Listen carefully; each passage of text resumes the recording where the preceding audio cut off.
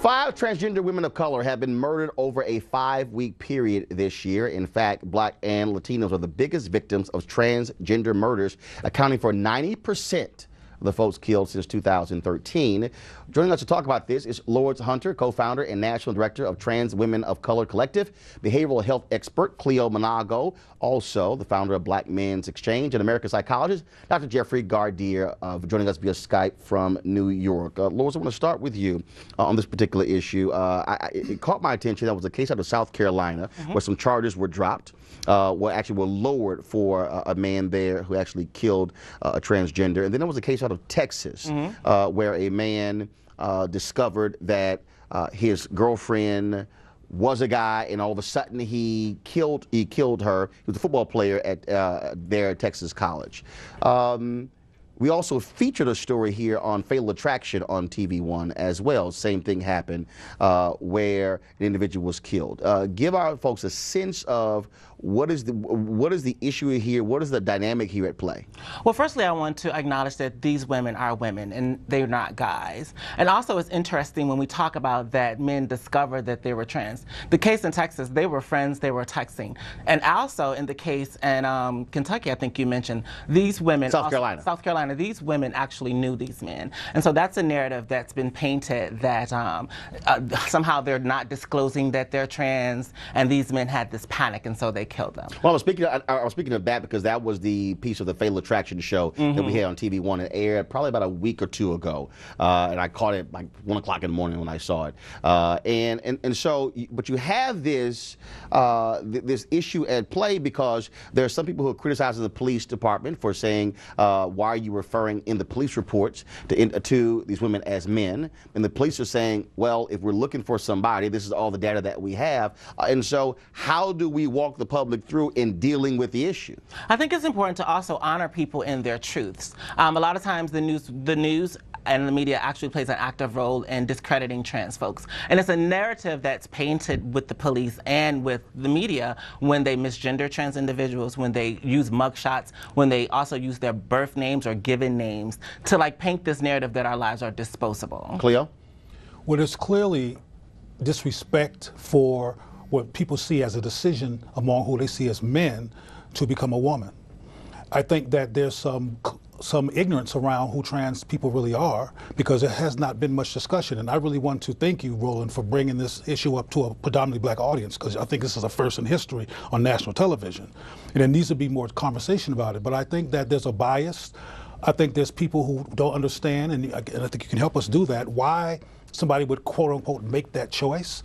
And because it's seen as a choice, as a conscious effort to be controversial and problematic and resistant to the norm, that you should get whatever you get. You know, whatever happens to you is what you deserve. The only choice we really make is to live authentically in our truths. And I think that should be noted. Jeffrey Gardier, I wanted you to hear Jeffrey because, again, we're dealing with issue where it becomes emotional, it becomes personal. You're talking about relationships, how folks are responding, and so how do we deal as a community, as a nation, deal with this particular issue, Jeffrey? Well, I think your guests are absolutely right. First of all, we need to look at the fact that LGBT children are discriminated against. Transgender individuals by themselves are very much not supported, hated within their own families. Roland, I just wrote an article on supporting our transgender children for Ebony magazine. I believe it came out in the January or the January issue, so people should check that out. Practical advice for parents. But understand, this is not a choice. This is who our children are, and so for them to be murdered in that way is all about the hate that there is out there, the miseducation that is out there, the ignorance that is out there in supporting our children.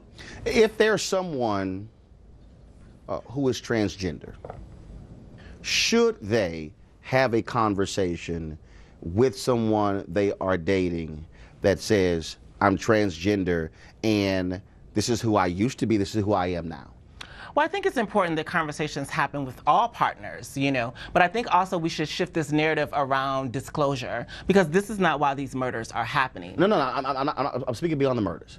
I'm talking about someone who's not murdered. I'm just simply saying, should there be a conversation, and when does that conversation take place, and what is it? Well, I feel like conversations should happen between partners when partners feel safe to have those conversations. And how do you have that, Cleo?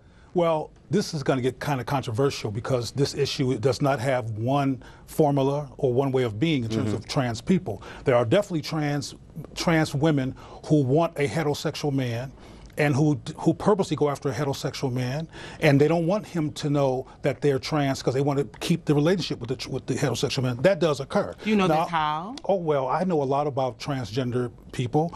My best friend is transgender. Oh. And we've been knowing each other since we were teenagers. Now, they were a... But also, Cleo, please explain to folks what your organization is. Well, that has nothing to do with my organization. No, but what I'm saying, though, so it's not like that you're not familiar with the topic. Okay, well, the organization, the Black Men's Exchange, does engage same-gender loving people, bisexual people, trans people, and we've been working around issues of trans for decades. But it's really a basic issue when non-trans people talk about trans issues.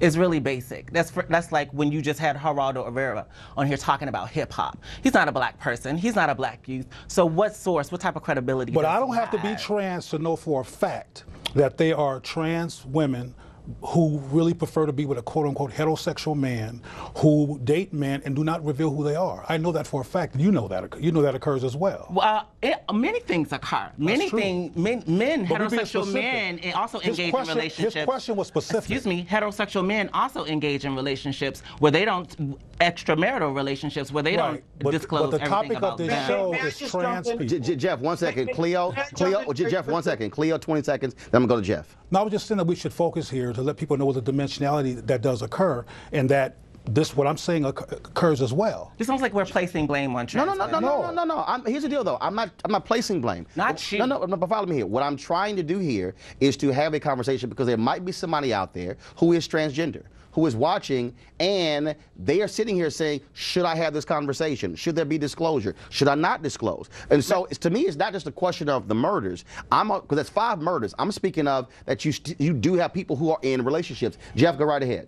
Well, I don't think anyone has to reveal anything about themselves that they're not comfortable in the first few meetings. Relationships are relationships. Once you become comfortable, then you can begin to reveal the intimacy or intimate knowledge that you have. Eventually, of course, you should be able to talk about that you are transgender. But I think that comes with time. I don't think that's part of an opening conversation. Gotcha. People need to be comfortable. 20 seconds, final comment. Let me speak on the I. As the only black trans woman here, for me, I have no problem telling a person that I'm trans. As a matter of fact, I would want you to actually know exactly who I am, so these problems don't even occur. But that's just for me. But to dictate when someone should disclose any information about them, that's between those two people. And even if they don't dictate, even if they don't disclose, the resolution is not murder. I think these murders are horrible. I think that they result from lots of issues, including internalized homophobia and being in a community that won't address this, so therefore there's no safe space to just be human, so people act out. Sometimes that acting out results in murder. And I also want to say that as I preface my comments, that there are ways of being that transgender people experience that result from fear of being known, fear of them people knowing who they are because of potential repercussions. Well, we certainly appreciate the conversation. This is, again, an ongoing problem in America, and it's also one that we have to deal with in the black community as well. Jeff Gardere, I certainly appreciate it. Thanks a lot. Lord, thank you very much. Cleo Manago, thanks a bunch as well.